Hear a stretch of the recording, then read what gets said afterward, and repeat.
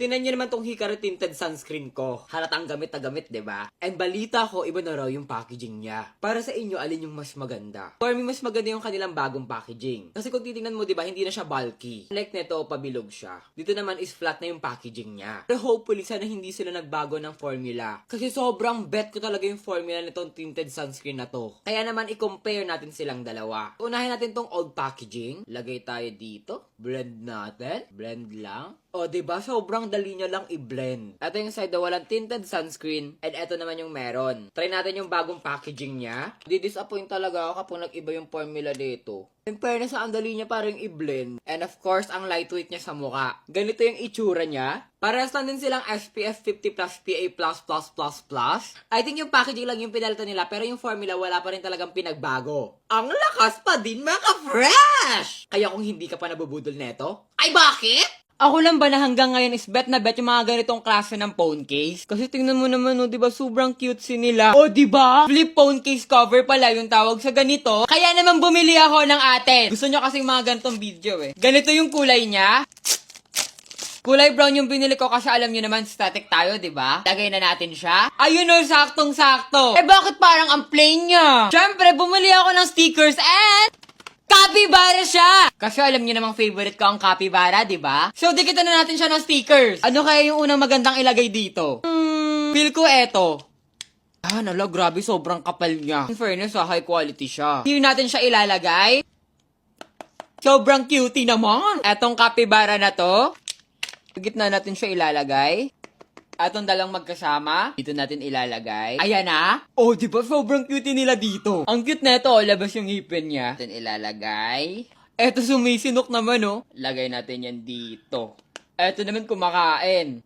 Di ba? Sobrang cutie. Eto naman lumulutang. Etong ulo dito. And etong nagtatampo na capybara. Dito natin siya ilalagay sa bukasan. Feel ko okay itong mga capybara na nalagay natin. And the next natin yung mga pagkaing prutas nila. Ilalagay ko lang siya sa may mga spaces para magmukhang puno na siya. Orange. Meron ding bibe. May carrot. Hala, sobrang cutie! Tapos na tayo sa harap. Ngayon naman pupunoy natin tong nasa likod. Hindi naman halatang mahilig tayo sa capybara, diba? And syempre, dapat capybara din yung wallpaper natin. Oh, diba? Sobrang cutie niya na? Ito yung wallpaper natin. And ito yung phone case. Di ba sobrang cutie? Comment down below nga kung gusto nyo gumawa pa ako ng maraming ganito. Shopee Brand Surprise Box Unboxing! Ang cutie naman kasi meron ng pa-surprise box si Shopee. This is the Pop Mart and Shopee Brand Surprise Box! Wow! So bali merong Pop Mart item sa loob. Eto siya. At sinamahan pa nila ng isang Pop Mart item ng libre. O, di ba? Yes! Sa Shopee nyo lang mabibili itong Shopee Brand Surprise Box. O, diba? From September 1 to September 10 lang yon. Kaya kung gusto mo rin ng item from Pop Mart, nako, i-add to cart mo na rin to. Kaya naman, buksan na natin! Excited ako, ano kayo makukuha kong free? Ay, sana may pa-confetti, oh. Meron ding stickers from Shopee. And eto na yung Crybaby, oh. Ang cute nyo, oh. Ano kaya yung nakuha kong free? Wow! Hala!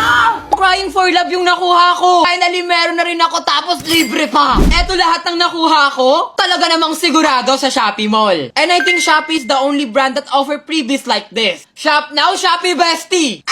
Gaano nga ba kalayo ang Manila to Mindoro? Tara, samahan nyo ako. At ipapakita ko sa inyo kung paano ako pumupunta ng Manila. Every time na babiyahe ako, hindi pwedeng walang minifan. Kasi madalas mainit sa biyahe. Buti na lang dumating na ang aking Jisoo Life Ultra 2. Grabe, sobrang static ng design niya. At talaga namang sobrang lakas ng hangin niya. Tingnan mo naman, ginawa ko na siyang hair blower. Di natuyuman din yung buhok ko. Eto naman yung kanyang mga accessories. At manual. Since magnetic siya, kung ano-ano yung pwede mong idikit sa kanya. Pin ko siyang dust remover, tingnan nyo ah. Natatanggal niya talaga yung mga dust. Talaga nga namang multifunctional ang ating Jisoo Life Ultra 2. Pwede din siya as power bank. O, diba nag-charge? At hindi lang yon, there's more. Pwede mo din siyang gamitin as flashlight. Ang bongga! Kaya naman, ready na tayong pumunta ng Manila. Medyo malapit lang pala kami sa pier, kaya kailangan ko lang mag-tricycle ng 10 minutes. Of course, kailangan kong bumili ng ticket. Montenegro pala ang sasakyan kong barko. At madalas 3 oras yung biyahe dito. Medyo mainit pero buti na lang nandito si Jisoo Life Ultra 2. 8:25 na kami nakadating ng Batangas, Pierre. Meron na rin pala dito mga bus papuntang Manila. At bus papuntang Cubao ang sasakyan natin. Since nalobat na ako, gamitin natin siya as power bank. 18 watts pala siya that supports fast charging. Hanggaling! And kung kailangan mo ng ilaw, perfect si Jisoo Life Ultra 2. Meron siyang high brightness spotlight function na talaga namang pag ginamit mo ay paniguradong mahanap mo ang hinahanap mo. And finally, nandito na kami sa Maynila. Kahit halos 6 na oras yung biyahe natin, buhay na buhay pa rin ang ating Jisoo Life Ultra 2. Kung gusto mo rin ito, nasa yellow basket ko lang.